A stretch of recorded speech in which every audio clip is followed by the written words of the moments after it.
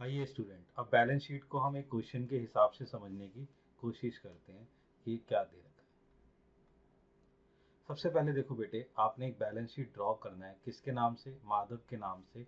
As eight 31 March 2020 हमें following information दे रखी है और ऑर्डर कैसा बनाना है? परफॉर्मेंस के हिसाब से। ठीक है, सबसे पहले हम आइटम को चेक करेंगे कि कौन कौन सी आपकी लाइबिलिटीज है और कौन कौन सी आपकी एसेट्स है। जैसे आपको दे रखा है कैश इन हैंड, तो कैश इन हैंड आपका क्या हो गया बच्चे? ये एसेट्स हो गया। क्रेडिटर, क्रेडिटर आपके क्या होते हैं बच्चे? लाइबिलिटीज होते हैं। बिल्स पेबल आपके लाइबिलिटीज होते हैं। बिल रिसीवेबल ये आपकी एसेट्स हो रही है। डेटर आपके क्या हो गए? एसेट्स हो गए। मशीनरी गिवन है और उसका डेप्रिसिएशन भी गिवन है, तो मशीनरी एसेट साइड पे शो की जाएगी। फर्नीचर एंड फिक्सचर उसका डेप्रिसिएशन गिवन है, ये भी आपको एसेट साइड में शो करना है। क्लोजिंग स्टॉक ये आपको एसेट साइड में शो करना है। कैपिटल अकाउंट ये आपका लाइबिलिटी साइड पे जाता है बच्चे, और उसमें ड्राइंग माइनस होती है, तो ये भी लाइबिलिटी साइड में। नेट प्रॉफिट भी आप लाइबिलिटी साइड में शो करेंगे। तो सबसे पहले आपने क्या करना है कि सारे के सारे आइटम्स को लिख लेना है। तो ध्यान रखिएगा कि ये लिक्विडिटी फॉर्म में नहीं है, तो सबसे पहले लीस्ट जो लिक्विडिटी है उसको पहले लिखेंगे, यानी कि कैपिटल अकाउंट पहले आएगा, उसमें से माइनस करेंगे हम ड्राइंग और ऐड करेंगे नेट प्रॉफिट। तो हम सबसे पहले कैपिटल अकाउंट लिख लेते हैं। तो 90,000 हमारा कैपिटल है, 31,000 हमारा नेट प्रॉफिट है और 8,000 हमारी ड्राइंग है, जो ड्राइंग माइनस होगी। तो सबसे पहले बेटे हम यहाँ लिखते हैं कैपिटल। तो कैपिटल हमारा था मेरे बच्चे 90,000। इसमें हमने ऐड करना है, क्या ऐड करना है सर? ऐड करना है नेट प्रॉफिट। ठीक है बच्चे, तो नेट प्रॉफिट कितना था? 31,000। ये हमने इसमें ऐड कर लिया, तो ये अमाउंट कितना आया? 1,21,000। बेटे इसमें से लेस क्या करना है हमें? सर लेस करना है ड्राइंग। ड्राइंग कितना था मेरे बेटे? 8,000। अब हमारे पास जो अमाउंट आएगा 1,13,000, ये आपने क्या करना है? शो अप कर देना है यहाँ पर। ठीक है बच्चे, ये हमारे पास कैपिटल यहाँ पर शो हो गया। अब हमने चेक करनी है और कौन कौन सी लाइबिलिटी है। तो ये सारी की सारी लाइबिलिटी हम यूज कर चुके हैं। अब हमारे पास क्या लाइबिलिटी बचती है? हमारे पास लाइबिलिटी बचती है क्रेडिटर और बिल्स पेबल। तो क्रेडिटर कितना है बेटा? 28,800 और बिल्स पेबल कितना है? 3,500। तो हम इसे भी लिख लेते हैं बच्चे। तो अब हमारे पास क्या बचा सर? हमारे पास बचा सन्ड्री क्रेडिटर। तो सन्ड्री क्रेडिटर कितना है? 28,800। और सर बिल्स पेबल, तो ये बिल्स पेबल ये कितना मेरे बच्चे? 3,500। ठीक है बच्चे, यहाँ तक आपने ये लाइबिलिटीज की सारी चीजें लिख ली है। तो अब लाइबिलिटीज वाले सारे आइटम्स आपके कवर हो चुके हैं। अब हमने लिखना है एसेट्स। अच्छा, कैश इन हैंड पहले लिखा हुआ है, लेकिन ये लिक्विडिटी फॉर्म वाला तो है ही नहीं, तो इसको सबसे लास्ट में लिखेंगे। तो उससे पहले हम फिक्स एसेट्स की चीजें लिखना स्टार्ट करते हैं। तो सर फिक्स एसेट्स की चीजें क्या है? तो मैं आपको एक चीज और बता दूं कि भैया इसको आपने किस हिसाब से लिखना है। तो बेटे आपने ये चीज ध्यान रखनी है कि ये जो चीज थी, तो ये देखो ध्यान से, सन्ड्री क्रेडिटर और सन्ड्री वो बिल्स पेबल, तो ये आइटम कौन से थे सर? ये करंट लाइबिलिटी के थे। तो मैंने इसको यहाँ पर क्या कर दिया? करंट लाइबिलिटी लिख दिया। सही है मेरे बच्चे, ये करंट लाइबिलिटीज की हेडिंग के अंदर आ गए थे। अब बड़े ध्यान से समझिएगा एसेट्स के अंदर। तो पहले हमने फिक्स एसेट्स वाली चीजें लिखनी है। तो यहाँ पे मैं हेडिंग डाल देता हूँ, लिख देता हूँ फिक्स्ड एसेट्स। अब फिक्स एसेट्स पे सबसे पहले क्या आएगा बच्चे? मशीनरी। तो उसने मशीनरी हमें दे रखी है। मशीनरी कितनी दे रखी है? 85,000। और उस पे 8500 का हमारे पर क्या लग गया है? डेप्रिसिएशन लग चुका है। तो ध्यान से देखिए, ध्यान से, तो यहाँ लिख लेते हैं मशीनरी। तो मशीनरी कितना है आपकी? 85,000। अब इसमें से क्या करेंगे? लेस कर देंगे। क्या लेस कर देंगे सर? डेप्रीसिएशन लेस कर देंगे। डेप्रीसिएशन कितना है आपका? 8500। तो 8500 आपने यहाँ से माइनस करा, तो अमाउंट आ गया 76,500। उसके बाद बेटा कोई और, तो आपके पास क्या बचा है? फर्नीचर एंड फिक्सचर, वो कितना है? 21,000 है फिक्स एसेट, और 2100 उस पर क्या लग गया? डेप्रिसिएशन लग गया। तो सबसे पहले आप ये लिखेंगे। यहाँ पर दूसरी फिक्स एसेट्स लिखी आपने, फर्नीचर एंड फिक्सचर। कितना है 21,000। इसमें से भी लेस कर देंगे मेरे बेटे स्टूडेंट, क्या लेस करेंगे, डेप्रिसिएशन 2100, ये आपने इसमें से माइनस करा तो क्या अमाउंट आ गया 18,900। ये आपकी फिक्स एसेट आ चुकी है। अब देखो बेटा फिक्स एसेट और कोई बची है क्या आपके पास, नहीं, तो ये आइटम भी आपने यूज कर लिया, ये आइटम भी आपने यूज कर लिया। अब हमारे पास कौन कौन से एसेट्स बची हैं वो देख लेते हैं। कैश इन हैंड बचा है, बिल रिसीवेबल बचा है, डेटर बचा है और क्लोजिंग स्टॉक। अगर आप ये चेक करेंगे तो ये सारी की सारी आपकी करंट एसेट्स है।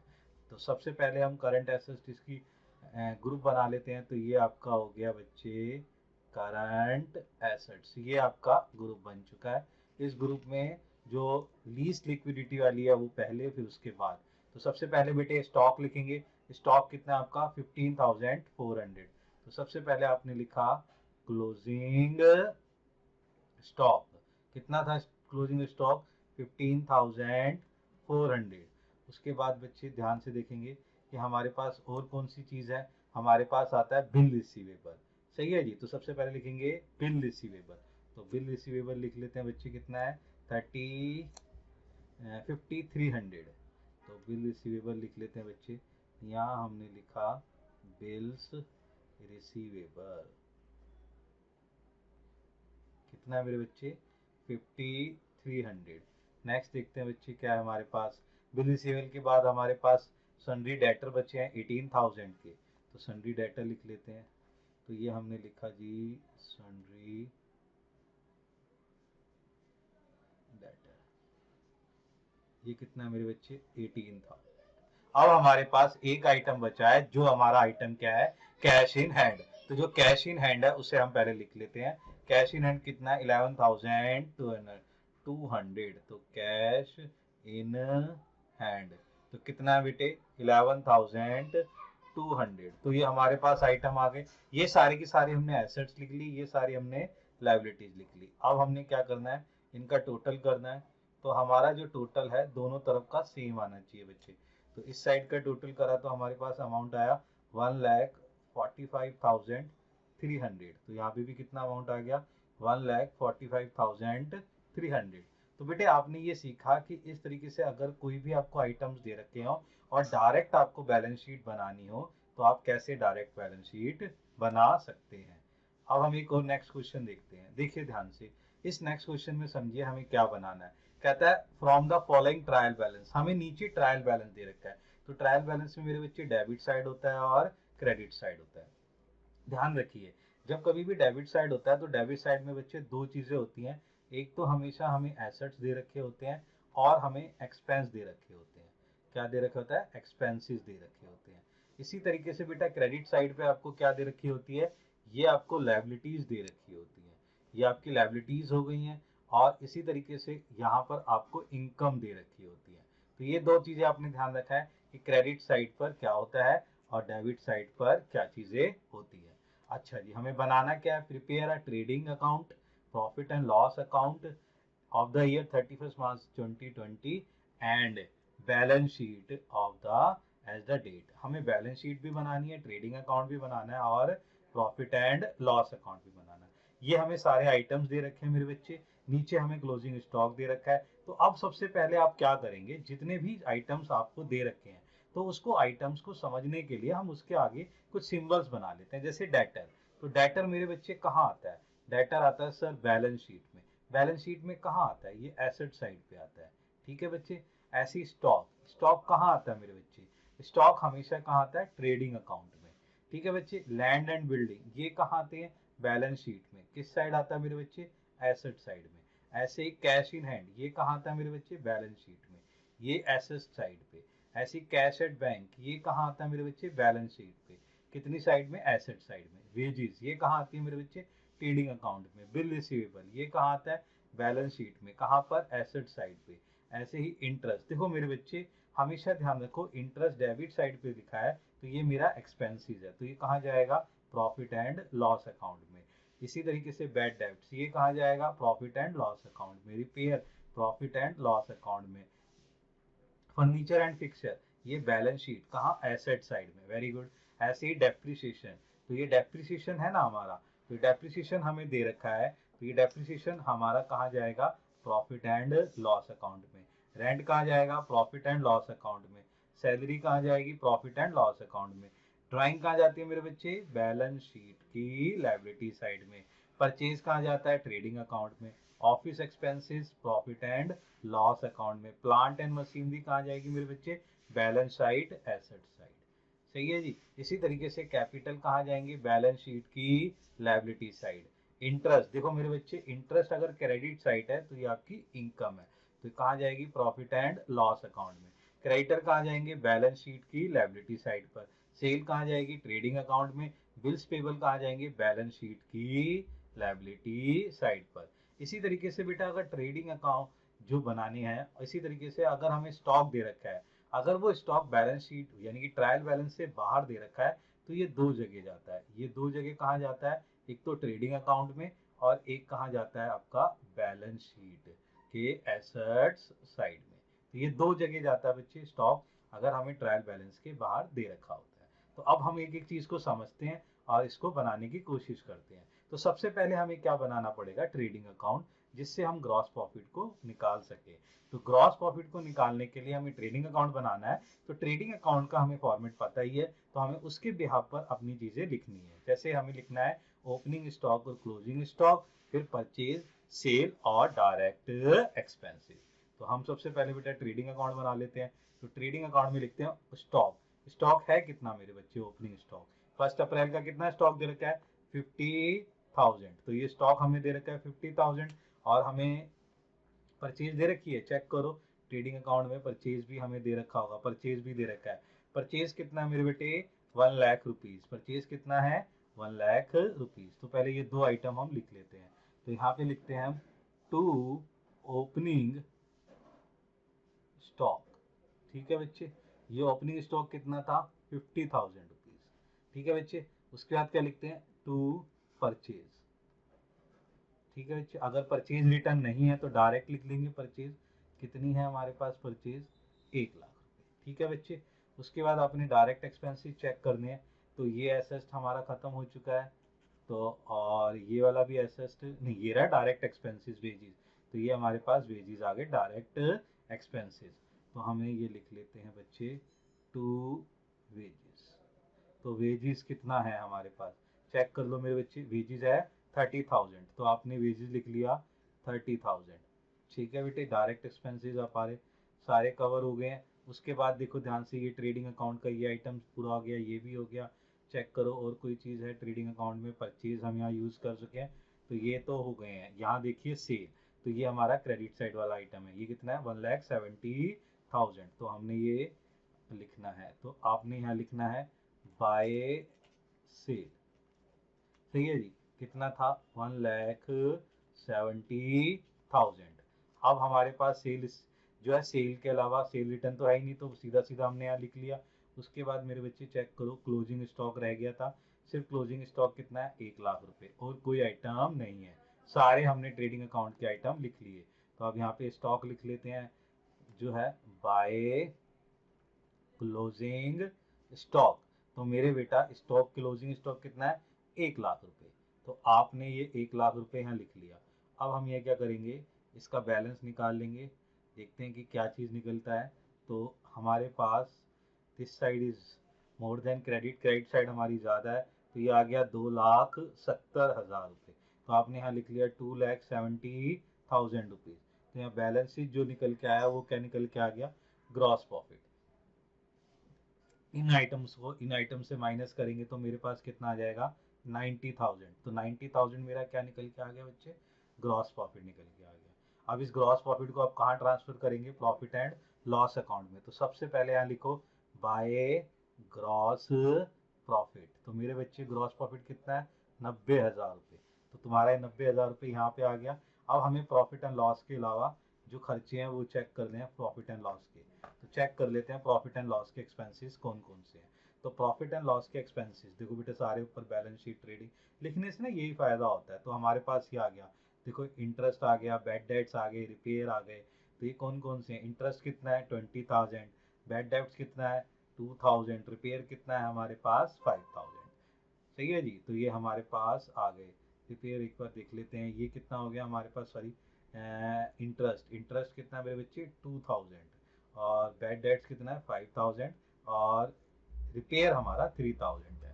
तो ये पहले लिख लेते हैं डेबिट साइड पे एक्सपेंसेस। तो हमारे पास एक्सपेंसेस आ गए हैं। तो सबसे पहले हमारे पास क्या आ गया था, टू इंटरेस्ट, इंटरेस्ट था हमारा 2000। फिर बैड डेट्स वो थे हमारे 5000।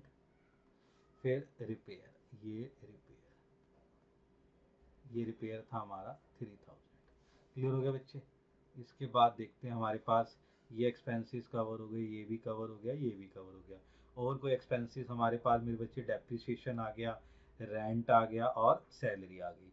डेप्रिसिएशन चेक कर लेते हैं। डेप्रिसिएशन कितना है 10,000, रेंट कितना मेरे बच्चे 8,000, और सैलरी कितनी है आपकी 20,000। तो सबसे पहले ये आप एक्सपेंसेस लिख लीजिए। तो डेप्रिसिएशन हो गया, रेंट हो गया, और सैलरी। तो हमने लिख लिया टू डेप्रिसिएशन। तो डेप्रिसिएशन आ गया आपका 10,000, और आपके पास रेंट है, रेंट कितना था मेरे बच्चे 8,000, वेरी गुड। और आपके पास सैलरी, सैलरी कितनी मेरे बच्चे 20,000। तो ये भी आपके पास एक्सपेंसेस कवर हो गए। अब चेक करो, ये भी एक्सपेंस कवर हो गया, ये भी एक्सपेंस कवर हो गया, ये भी एक्सपेंस कवर हो गया। अब क्या बचा मेरे बच्चे, ऑफिस एक्सपेंसेस। सिर्फ यही एक एक्सपेंस बचा है।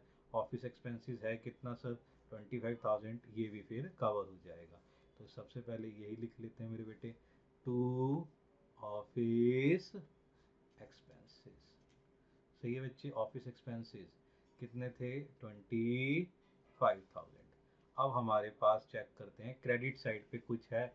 क्रेडिट साइड पे सर आपके पास दे रखा है, क्या दे रखा है, इंटरेस्ट दे रखा है। और कुछ है नहीं, और कुछ नहीं है। तो ये हमारे पास इंटरेस्ट आ गया 6,000 का। तो बेटा ये क्रेडिट साइड पे आपके लिख लेते हैं। तो बाय इंटरेस्ट, तो ये कितना आ गया 6,000 रुपीज़ आ गया। अब हम इसका टोटल कर लेते हैं, चेक कर लेते हैं कि क्या चीज़ निकलती है। तो इसका टोटल यहाँ पर कितना आ गया मेरे बच्चे 96,000। यहाँ पर कितना आ गया 96,000 लिखना है। और टू नेट प्रॉफिट। अब यहाँ पे हमने नेट प्रॉफिट निकाल लिया, कितना निकाल लिया 23,000। तो मेरे बच्चे ये नेट प्रॉफिट भी निकल के आ गया। क्लियर हो गया बच्चे। यहाँ पर अब चेक करो हमने कौन कौन से आइटम कवर कर लिए। ये ट्रेडिंग अकाउंट, ये और ये सारे के सारे हमने इनको कवर कर चुके हैं। ये भी हमारा कवर हो गया, और ये भी कवर हो गया। अब हमें सिर्फ बैलेंस शीट वाले आइटम्स को देखना है और अपनी बैलेंस शीट बना लेनी है। ठीक है। तो बैलेंस शीट के लिए आप किसी भी तरीके से बना सकते हैं। अब कुछ भी नहीं दे रखा, परफॉर्मेंस के हिसाब से या लिक्विडिटी के हिसाब से। तो अब बैलेंस शीट बना लेते हैं। तो सबसे पहले हम कैपिटल के हिसाब से लिखते हैं। हमारे पास कैपिटल है कितनी, चेक करो। हमारे पास कैपिटल है 2,50,000 रुपये। तो इस 2,50,000 में हमारे पास नेट प्रॉफिट निकला है, उस नेट प्रॉफिट को इसमें ऐड करेंगे। और हमारे पास एक ड्राइंग भी है मेरे बच्चे, ड्राइंग भी है। तो ड्राइंग कितना है 20,000, और ड्राइंग हमने क्या करनी है बच्चे, माइनस करनी है। बात समझ रहे हैं। और नेट प्रॉफिट हमें ऐड करना है। तो सबसे पहले हम ये चीज़ लिख लेते हैं। नेट प्रॉफिट हमारा 23,000 था। तो सबसे पहले मेरे बच्चे लायबिलिटी साइड पे आएंगे और लिखेंगे। तो यहाँ लिखेंगे कैपिटल। तो कैपिटल कितनी थी हमारी 2.5 लाख। ठीक है बच्चे। इसमें आप क्या करेंगे, लेस करेंगे। क्या लेस करेंगे सर, ड्राइंग लेस करेंगे। ड्राइंग कितनी है 20,000, ये लेस करा आपने तो अमाउंट आ गया 2,30,000। इसमें आपने ऐड करना है सर, क्या ऐड करना है, नेट प्रॉफिट। तो मेरे बच्चे नेट प्रॉफिट तो तुम्हारा कितना निकला था 23,000, ये आपने इसमें ऐड कर लिया। तो आपके पास अमाउंट कितना आ गया 2,53,000। ये आपके पास कैपिटल की वैल्यू निकल के आ गई। अब चेक करेंगे बच्चे हमारे पास कौन कौन से आइटम्स कवर हो गए। ड्राइंग कवर हो गया है, ड्राइंग कवर हो गया, कैपिटल कवर हो गया है, सही है जी। और नेट प्रॉफिट कवर हो गया। अब चेक करेंगे हमारे पास बैलेंस शीट में, पहले लायबिलिटी शीट वाली चीजें देख लेते हैं कौन कौन सी रह गई है। एक हमारे पास सन्ट्री क्रेडिटर रह गया, और एक हमारे पास बिल्स पेबल रह गया। बाकी हमने लायबिलिटी कवर कर ली। तो सन्ट्री क्रेडिटर और बिल्स पेबल को लिख लेते हैं। तो ये दोनों आइटम कौन से हैं बेटे, करंट लायबिलिटी के। तो आ जाओ बच्चे चेक कर लेते हैं। क्रेडिटर कितना मेरे 70,000 और बिल्स पेबल कितना बेटे 40,000। तो यहाँ लिख लेते हैं करंट लायबिलिटी। ठीक है बच्चे, करंट लायबिलिटीज में सबसे पहले बच्चे सन्ड्री क्रेडिटर। सन्ड्री क्रेडिटर कितना था 70,000 और बच्चे बिल्स पेएबल ये कितना है मेरे बेटे 40,000 रुपये। ठीक है बच्चे, अब हमारे पास लायबिलिटी की सारे आइटम्स कवर हो गए, ये भी कवर हो गया, ये भी कवर हो गया। सही है, इंटरेस्ट हम कवर कर चुके हैं, तो क्रेडिट साइड तो हमारा पूरा कवर हो चुका है। अब एसेट्स रह गए बच्चे। एसेट्स में तो हमने पहले कैपिटल दिखाया था, तो हम फिक्स एसेट्स पहले लिख लेते हैं। तो फिक्स एसेट्स में हमारे पास है क्या क्या चीज़ पहले देखते हैं। हमारे पास प्लांट एंड मशीनरी है और फर्नीचर एंड फिक्चर है। Very good. फर्नीचर और फिक्चर कितना है मेरे बच्चे, ये आ गया आपका 15,000। ये प्लांट एंड मशीनरी कितनी है 57,000। और चेक करो मेरे बच्चे लैंड एंड बिल्डिंग, तो लैंड एंड बिल्डिंग भी आपकी फिक्स्ड एसेट है, वो कितनी है 1,00,000 रुपये। तो सबसे पहले हम ये तीनों चीज़ें लिख लेते हैं। तो यहाँ पर आ जाइए, तो आपने यहाँ पर हेडिंग डाल दिया फिक्स्ड एसेट्स। तो ये फिक्स्ड एसेट्स हम यहाँ पर लिख लेते हैं। कौन कौन सी हमारी फिक्स्ड एसेट्स है, पहले था फर्नीचर, सही है जी, एंड फिक्चर। ये कितना है बच्चे फर्नीचर एंड फिक्चर चेक कर लेते हैं कितना है। फर्नीचर एंड फिक्चर ये 15,000 है और plant and machinery 57,000 then 1,00,000 rupees. तो ये हमारे पास आ गया 15,000 रुपीज। उसके बाद प्लांट एंड मशीनरी ये कितना मेरे बच्चे 57,000। देन लैंड एंड बिल्डिंग ये कितना मेरे बच्चे 1,00,000 रुपये। तो ये आपके पास लैंड एंड बिल्डिंग भी आ गया। ये सारे फर्नीचर एंड फिक्चर और ये सब चीज़ें आपने लिख ली फिक्स एसेट्स में। अब आपके पास क्या क्या आइटम बचते हैं पहले हम ये चेक कर लेते हैं। हमारे पास क्या क्या कवर हो गया, ये चीज़ कवर हो गई है और हमारे पास fixture and furniture and fixture भी खत्म हो गया है, प्लांट एंड मशीनरी भी खत्म हो गया है। ठीक है बच्चे, अब हमारे पास बैलेंस शीट में और क्या बचता है, डेटर बचता है बच्चे और कैश इन हैंड बचता है, कैश एट बैंक बचता है। ये हमारे पास देखी जाए तो और क्या है बच्चे, हमारे पास यही आइटम्स हैं। उसके बाद cash in hand cash eight, ये हमारे सारे के सारे जो बैलेंस बचे बिल रिसीवेबल ये सारे करंट एसेट्स के आइटम आ चुके हैं। ठीक है बच्चे, तो हम इसके बारे में लिख लेते हैं। तो सबसे पहले हम लिख लेते हैं कि हमारे पास है क्या, तो क्लोजिंग स्टॉक लिख देंगे क्योंकि उसके फॉर्म में लिख रहे हैं। तो हमारे पास क्लोजिंग स्टॉक क्या रहता है, क्योंकि मैंने आपको बताया ना क्लोजिंग स्टॉक कहाँ आता है, ये आता है आपका, सही है जी, एसेट्स और ट्रेडिंग अकाउंट में। तो सबसे पहले मेरे बेटे यहाँ लिख लो करंट एसेट्स।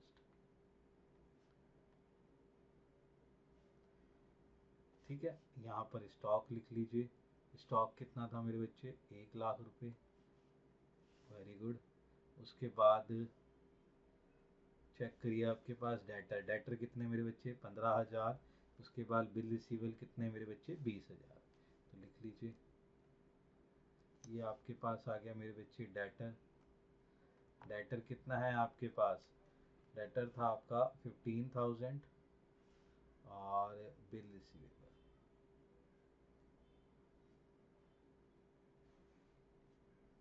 ये कितना मेरे बच्चे 20,000। तो ये आपके पास बिल रिसीवेबल भी आ गया। चेक कर लो बच्चे, debtor debtor debtor debtor, where is your debtor.